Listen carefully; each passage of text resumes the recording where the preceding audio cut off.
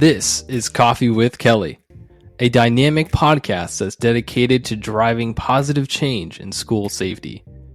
I'm your host, Ethan Woodman, Product Marketing Specialist for Crisis Go, and I'm joined by my esteemed colleague, Kelly Moore, Senior School Safety Specialist for Crisis Go. Our mission is to empower you with essential knowledge, tools, and inspiration required to foster a safer and more secure school environment. We hope this podcast will be the catalyst for transformation in your schools. Join us as we continue to dive into the world of school safety. Good morning, Kelly, and it's a special morning because we're in one of our yet-to-be-named emergency Coffee with Kelly episodes. And what makes this an emergency episode, Kelly? So I think there are times that we did one a few months back on swatting because that was a trending thing that was happening to our schools and they didn't know how to respond to that. So we did that. We've done a couple of these episodes that, there's new trends, new threats that pop up that we may or may not have thought about or didn't give it much thought. And I think there's a dangerous trend that is occurring in our schools that was reported. I believe it was at a school in Tennessee. Not sure which city or county in Tennessee, but there was an incident where I thought, we really should start addressing some of these rather than waiting for our normal cadence for podcasts and blogs. We should put something out as soon as we could. So there are times that I think it's important that we jump on these things to let our listeners know. So Kelly, what we're kind of talking about here is a particular device that can essentially hack into various systems for the sake of trying to obtain some type of level of security. I'm not going to say what the device name is. I'm sure people may already know, but could probably figure it out. But I'm not going to tell you because I don't want to be the cause of anything horrible to happen. So any more notoriety than it's correct given, except for that it is in the news. So people can find it, and it's been banned by some marketplaces, Amazon specifically, from being sold because of its potential. So there's serious concerns about this. This is the first time I've heard of such a device. I will preface this by saying, while we're talking about a specific device in this episode, our last episode talked about these unknown threats and what we should do and so forth. So I think some people, it would be good for them to go back and listen to our previous episode on the riots within schools, the actual civil disobedience within schools, and try to start understanding why it's important that we do all of these other things so that when we are faced with a threat that we never considered, that they have some idea of how to respond to it. And so I think that's important to say right up front, is this is just one of those other threats that we want to say what the capabilities are. And we want people to start educating themselves on these types of devices. And we'll go into that. Ethan will go into that in a little bit. But I think it is important that this is one more threat previously unknown to me that we just need to make people aware of and the potential there and what this can do. Yeah. So, I mean, I've definitely heard of this before. I just, and I've heard of its capabilities. And I just kind of never thought like, oh, like you could totally do some harm here in a school environment. So it's unfortunate that it was, used in that way. So I kind of want to go through the website for this device because it's as a marketer, it's very interesting to me the way that they word this, and it's like it's almost like they're telling you that like you could totally use this to hack things. That's essentially what it's doing. And you look online, like you look on YouTube, and people are like, oh, don't use this only use this on your own stuff, but here's how you do it. Like what? It's crazy. Right. It's people that are marketing something that they know can be used for various actions and stuff, and they're trying to dance around it, right?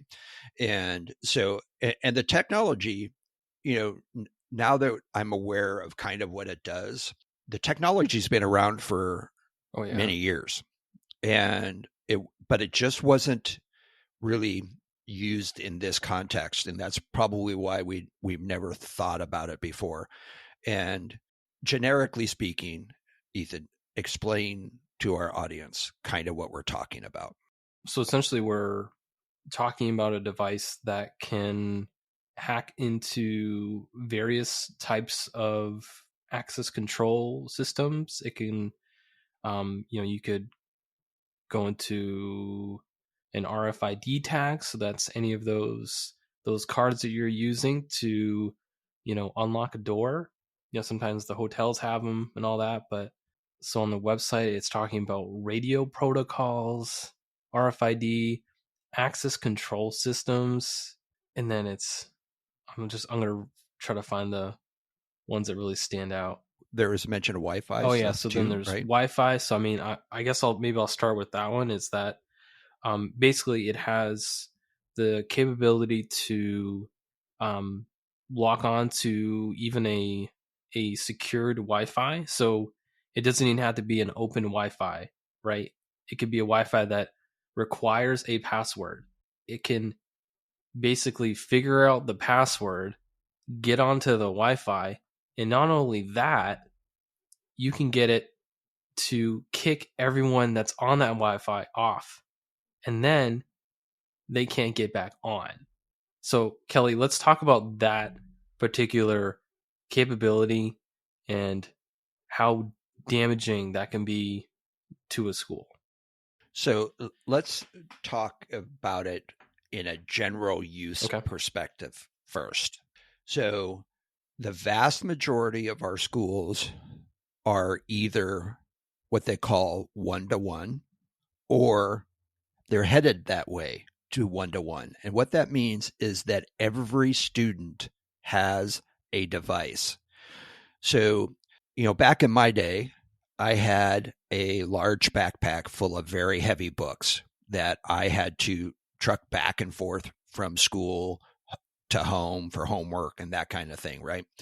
And as evolution went, then they started issuing kids two sets of books, one to keep at school so they could have the book in class, and another set that they could leave at home so that they didn't have to carry these books and they no longer had the excuse that, oh, I forgot my books at school. Fast forward to technology, where now everyone has a Chromebook, an iPad, some sort of tablet, and they're learning how to use the technology of today in their studies. And so, in order for us to do that, we need a very robust Wi Fi system. If the Wi Fi goes down while you're in the middle of class, then your teaching stops because everything's predicated on the availability of the Wi Fi to teach. There's a lot of reasons that we're not going to go into it that, that's good practice is to have these devices available to everyone. So, from a disruption perspective, having somebody who has the ability to access protected, secured Wi Fi and shutting it down is and can be hugely disruptive to the class, to the school's routine business. Was this technology developed for that purpose? Probably not. There are reasons why this technology may be good if you're trying to identify locations of people who are needing help inside a building. And you know more about this technology than I do, but when I look back at, years and years ago, we had this, I'm using air quotes here, this scare about people grabbing the radio frequency for your car to open up your car and or your garage door openers. They would copy it and then they would come back later and either steal your car, break into your car, or break into your house via the garage because they took these codes and transferred it to their own device. And that's where I'm thinking that we're getting into now. There's good reasons to do that. In some emergencies, you want to be able to do that. But in just everyday life, if you lose your key fob or your garage door opener, you can press buttons, capture that code, and then reprogram a new garage door opener or a new key. And then people started saying, oh, well, if they can do that, then we can do these other bad things with it. So I was just agreeing with you that the capability is really endless, because as our world becomes more technologically advanced and all these, electric cars and yada yada yada, like, it's just all the doors are opening, and quite literally they could be opening. I saw this video of a guy with this device, and he was doing something somewhat harmless but probably so illegal, I would think. He was going around and he was opening up the, I guess it's not quite a gas cap because there's no gas, but it was on a Tesla, and he was skateboarding around and he was opening up the port where you'd put the electric, cord in there. But it's like, okay, like, if you could do that, like, yeah. So it's pretty wild. yeah, and some of the what people are claiming technology, and I'm gonna somebody posted on our internal website or chat channel was that video may have been misleading, and the guy was pretending to use the device when he was actually using a remote, or he might have been misleading you that it wasn't the device and that it was a remote, but it was actually the device. The Does latter, that make I sense? think, makes more sense. Yeah. Yeah. Yeah. Because it So, was multiple vehicles. So, yeah. So, and I just wanted to put that disclaimer out there. But when we start talking about what it can be used for, when you have the ability to access things that you're not really supposed to access, then it becomes a concern. And the most of the things that we see today in fraud cases, in online scamming, in access control stuff, all started with the idea that we can protect ourselves, and this is how we protect ourselves, and these are the tools that we need to protect ourselves, make our systems more secure, make our buildings more secure, make our vehicles more secure. And then somebody who has access to that, who has this idea that, well, I could do this and they would never know it was me. And so they flip the use. And then this is one of the reasons that it's so difficult for law enforcement and, these anti-fraud companies and so forth, why they have such a difficult time keeping up with what's going on, is because every time we develop a better mousetrap, somebody else is working on thwarting that in a workaround or hacking that. So this is one of those cases. And when we're talking about looking at from a school's perspective, and what does that mean for the safety of our schools? And you mentioned this a little bit ago, was if I can capture a Wi-Fi code, or I can capture an RFID code, or I don't know if it works on NFCs, the near field chip. I'm pretty sure it does. If it does, it might not be as widespread as the use. It might be more, Yes, it does work on NFC, by the way. close by because near field. And so that might give us a little bit better feeling about the security of the NFCs versus the RFIDs.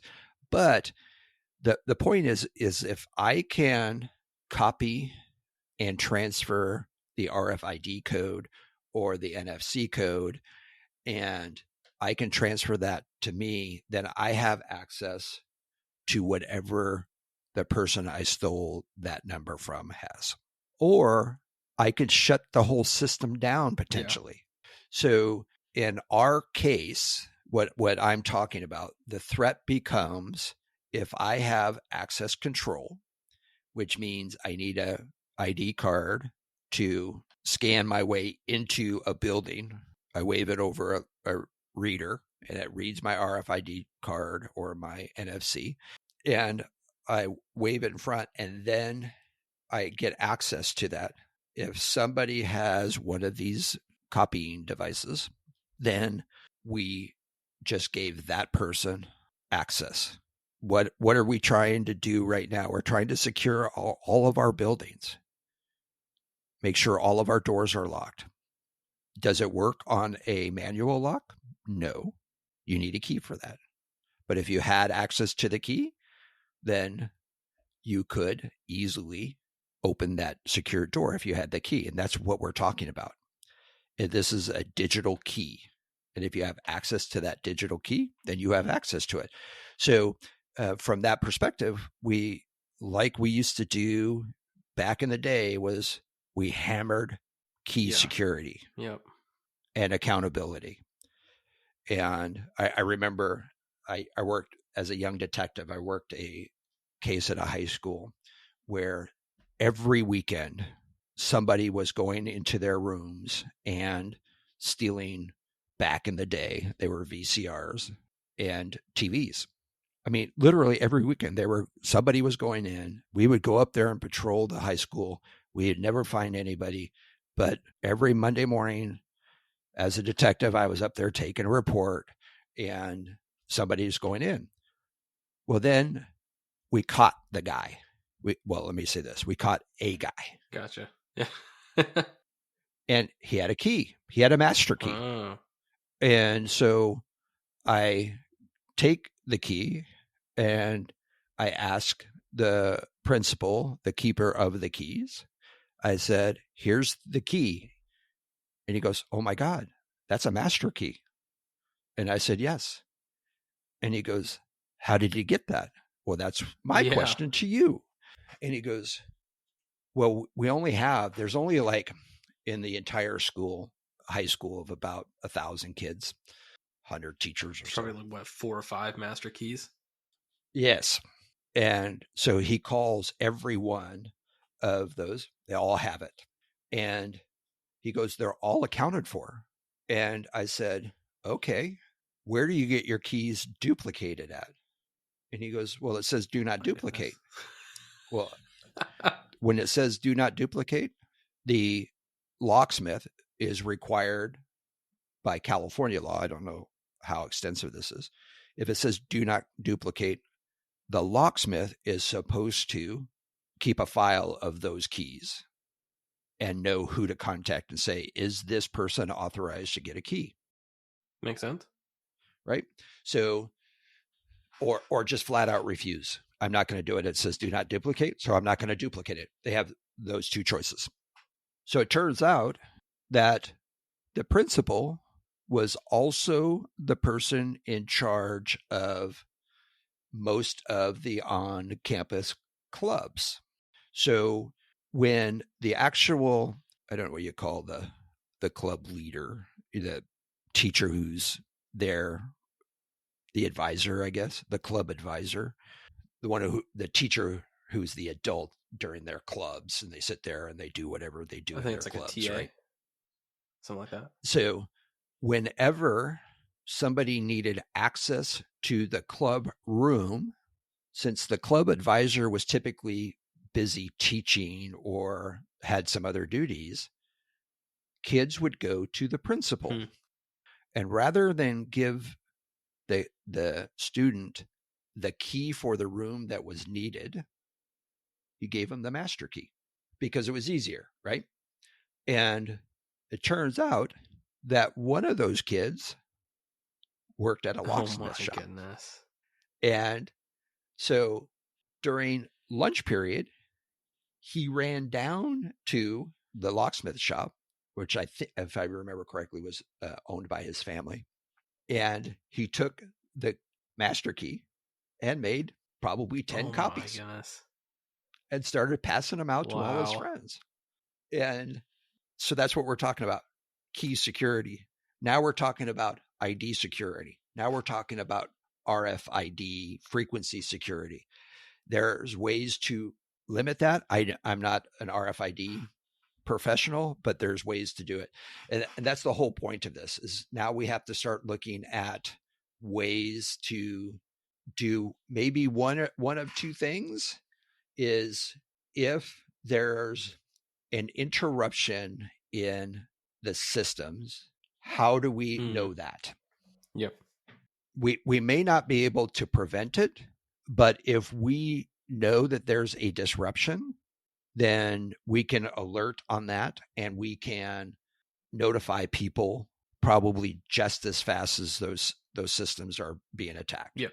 So if we can do that and we know that there's a problem and that alert or that message goes to an offsite, let's say the district office, as opposed to just the principal, then we know there's a problem and then we can start addressing the problem. And understanding that when something goes down, regardless of the reason, or there's an interruption or a anomaly in the system, then giving us the ability to just know that there's an issue going on is as important as giving us the ability to respond, I guess is what I'm saying, is as important as any other emergency, right?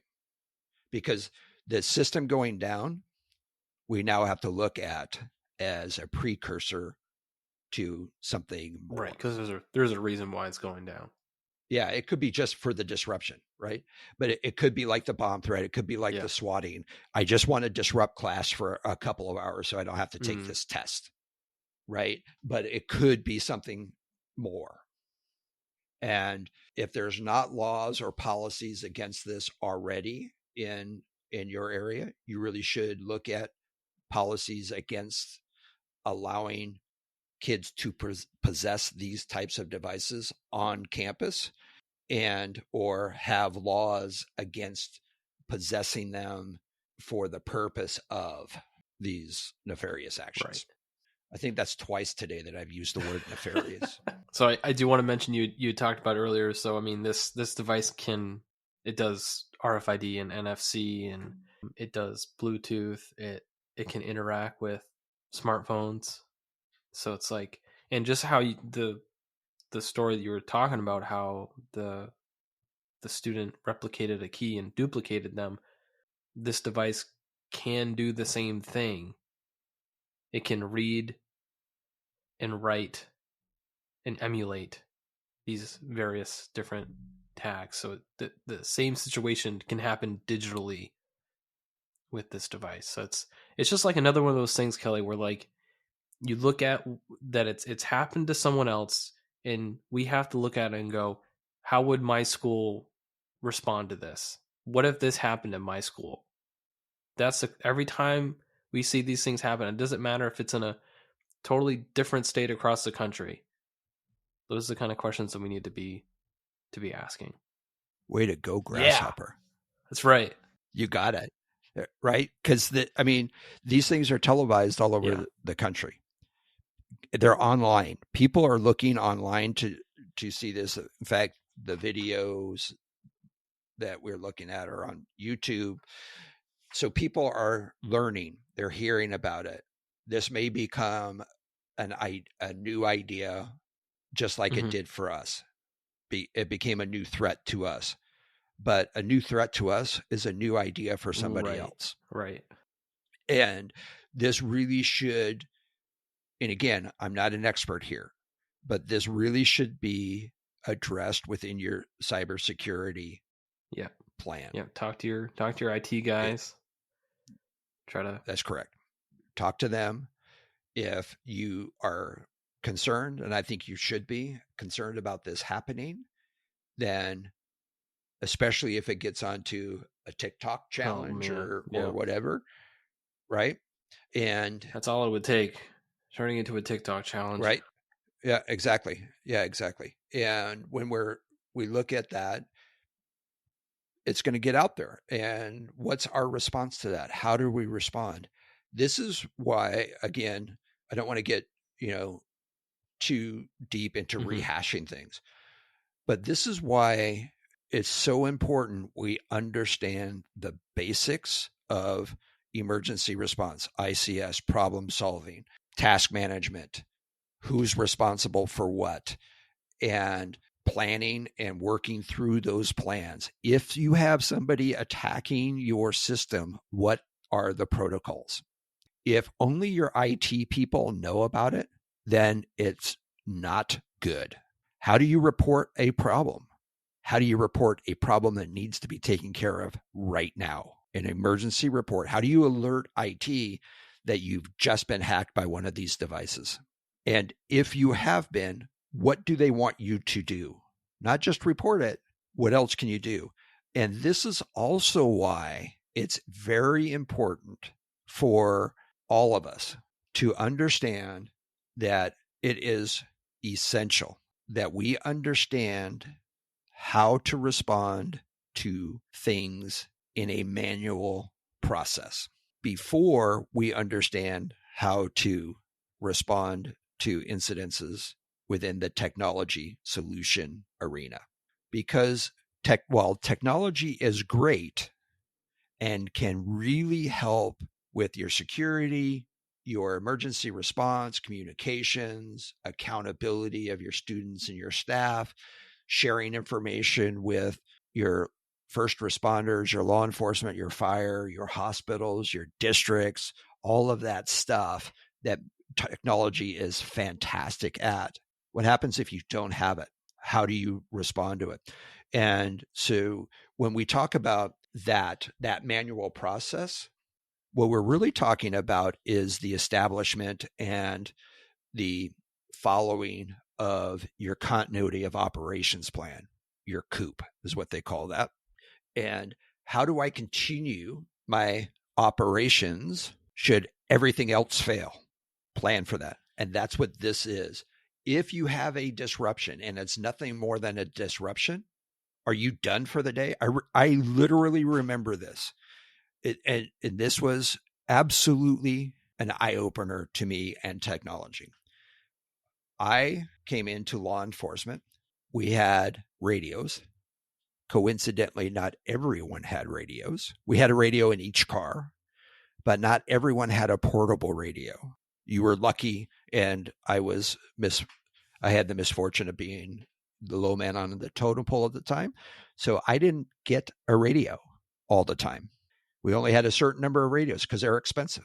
My car had one. So if I needed the radio or I needed help, I had to run back to the car and radio for help or whatever, right? Yeah. Unheard of today. And when I got dispatched to a call, I had a little notepad where I wrote the address. And I actually had to know how to drive there without a computer, without GPS. That's wild. If I didn't, I had what they called Thomas guides. What? And I would flip through the Thomas guide. Oh, I'm here. I need to get there. Oh, there it is.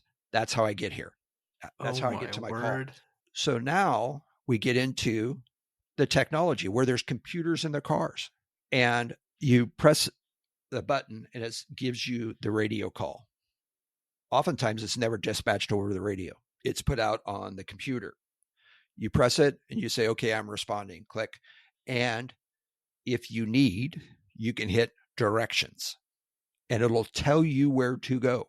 As a lieutenant, was I a lieutenant? I might have been a sergeant. Anyway, I'm in briefing with my troops and we break briefing and we all go out and I go about doing my duties in the office at the time. And they all come back and they're sitting around. And I said, what's going on?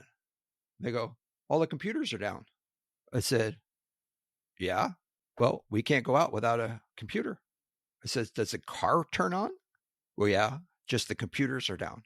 Does the radio work? Oh, yeah.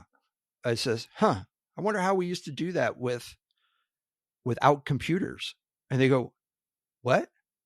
I go, I had to do it without computers. Just because the computers are down doesn't mean you get to sit in the station all morning. Right. Grab a pad of paper. If you need a map, I have them. I can make copies for you if you wish. but you really should know your beats. You should know how to get somewhere. But if you need it, I have those. And let's go out on patrol. Really? Yes. That's crazy. And so how do you teach? This is the point of this. If your computers are down, do you still have a whiteboard or a chalkboard in your room? Probably. So let's take the lessons that we were putting on the computers and let's start working through that. So let's make it not a disruption. How do we work through that? That's continuity of operations. How do we keep going? But, just in closing, I don't want to make this one too long because it is kind of an emergency general thing. I do think we have to plan for these events to happen. They will likely, because they were publicized, they will likely to increase in occurrence. Have the plans, talk to your IT people, ask them what they want you to do, look at how to report incidences, how to report anomalies, how to report disruptions.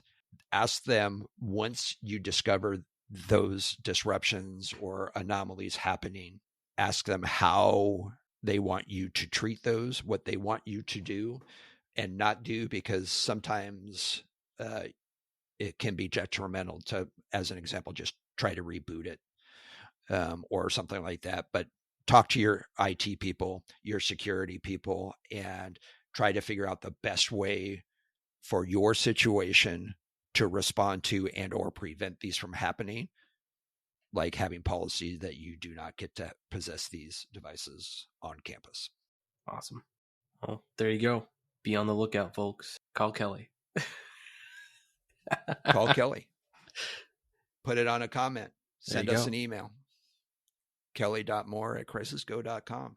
Or you can go to crisisgo.com and put in a comment in the comment section that will be underneath this podcast. Awesome. If there's anything we can do to help, by all means, reach out to us. If you enjoyed today's episode, please like, subscribe, and hit that notification bell. And if you have any questions about what we discussed, leave a comment on our website at crisisgo.com.